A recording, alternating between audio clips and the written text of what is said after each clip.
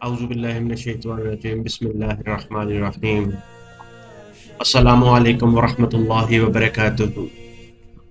ماشاءاللہ میرے پیارے میٹھے میٹھے حاجی بھائیوں اور بہنوں، آپ سب کو دل کی گہرائیوں سے مبارک ہو کہ اس سال اللہ تعالیٰ نے آپ کو حج کے عظیم سفر کے لیے منتخب فرمایا۔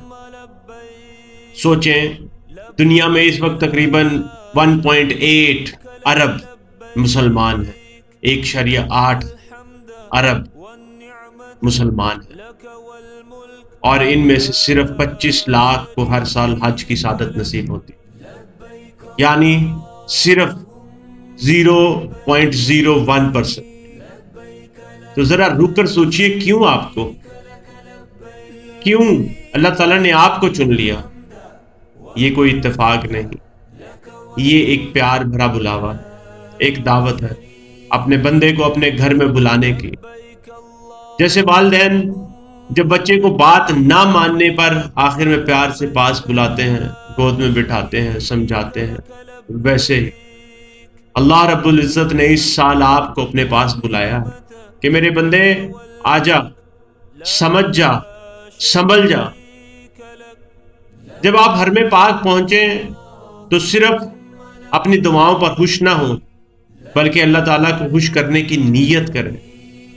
وہ جو نافرمانیاں، وہ جو کوتاہیاں تھیں، اب وقت ہے تبدیلی کا، توبہ کا، شکر گزاری کا۔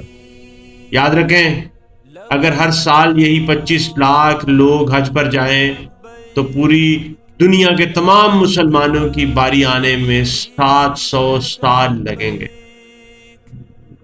اور آپ کی باری تو ابھی آ گئی ہے۔ کیا یہ کسی خاص محبت، خاص انعام، خاص انتخاب کی نشانی نہیں؟ یقیناً اللہ تعالیٰ سے دعا ہے کہ آپ کا حج آسان ہو، عافیت والا ہو، قبولیت والا ہو، اور واپسی پر آپ گناہوں سے پاک ہو کر بخشے بخشائے اپنے گھر والوں کے پاس لوٹ۔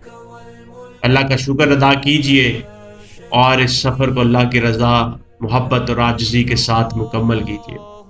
اگر یہ ویڈیو آپ کے دل کو لگی ہو تو اسے ضرور لائک، شیئر اور سبسکرائب کیجئے گا، تاکہ یہ پیغام ان تک بھی پہنچے جو اپنے دل کی تبدیلی کے لیے کسی ایک جملے کا انتظار کر رہے ہیں۔